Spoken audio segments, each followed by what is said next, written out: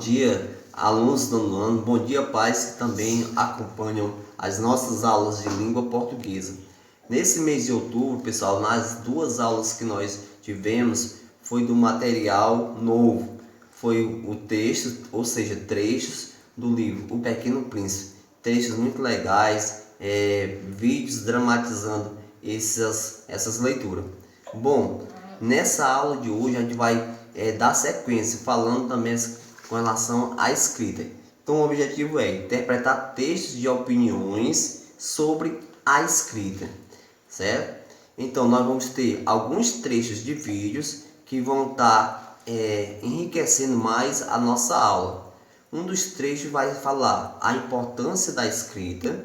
O outro vídeo vai ser uma entrevista, certo? Na ABCD de um site, aonde ele fala de Graciliano Ramos, um autor no qual a gente vai abordar na nossa atividade.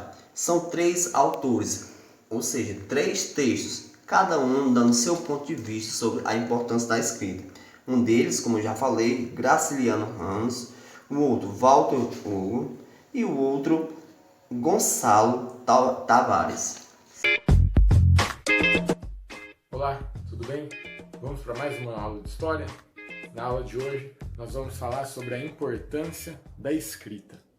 Nos últimos vídeos nós estávamos falando sobre a importância da oralidade para os povos africanos, asiáticos e para os indígenas.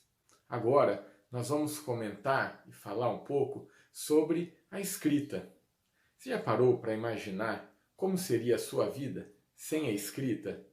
A escrita é uma das melhores formas que existe para nós registrarmos a nossa história e também para nós registrarmos a nossa memória. Afinal de contas, assim a gente não tem o perigo de perder a nossa história e qualquer pessoa que conheça o nosso idioma consegue ter acesso àquilo que nós vamos escrever. Escrever é registrar um pensamento, uma memória, para que qualquer pessoa tenha acesso a ele depois pela leitura. São muitos os exemplos do uso da escrita para registrar histórias, acontecimentos, ou até mesmo lendas, né, que faz parte da nossa cultura. Um livro, uma carta, uma revista, jornais. E mais recentemente nós também utilizamos a escrita nos meios digitais. Mas você sabia que nem sempre existiu a escrita? A escrita ela foi evoluindo junto com o ser humano. E tudo começou, como está escrito aqui, ó, na nossa apostila, com as pinturas rupestres dos homens das cavernas, há milhares de anos atrás. Estudiosos acreditam que as pinturas rupestres retratavam e retratam o cotidiano dos povos primitivos, que eram feitos através de desenhos utilizando sangue de animais, extratos de algumas plantas e também o carvão. Só que apesar de representar histórias, os acontecimentos dos homens das cavernas, as pinturas rupestres, como essa que nós temos aqui na nossa apostila, elas não tinham uma padronização. Mas afinal de contas, aonde surgiu a escrita como nós conhecemos hoje? Hoje nós sabemos que a escrita surgiu na Mesopotâmia, onde hoje se localiza um país chamado Iraque. Olha aqui no mapa. Há cerca de 4.000 anos antes de Cristo, ou seja, cerca de 6.000 anos atrás.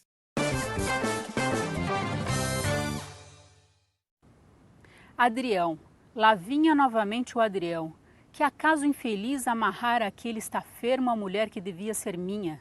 Cheguei tarde. Quando a conheci, já ela era do outro. E pensar que há indivíduos que têm tudo quanto necessitam. Para mim, dificuldades, complicações. Tinha medo do que diziam de Luísa, encolhia-me aterrorizado, evitava os conhecidos, não ousava encarar Nazaré. No escritório, certos modos impacientes de Adrião davam-me tremuras. Santo Deus, que teria observado aquele animal? Que iria fazer quando chegasse a casa? Despropositar? Martirizar a pobrezinha com uma cena de ciúme? Isso me revoltava.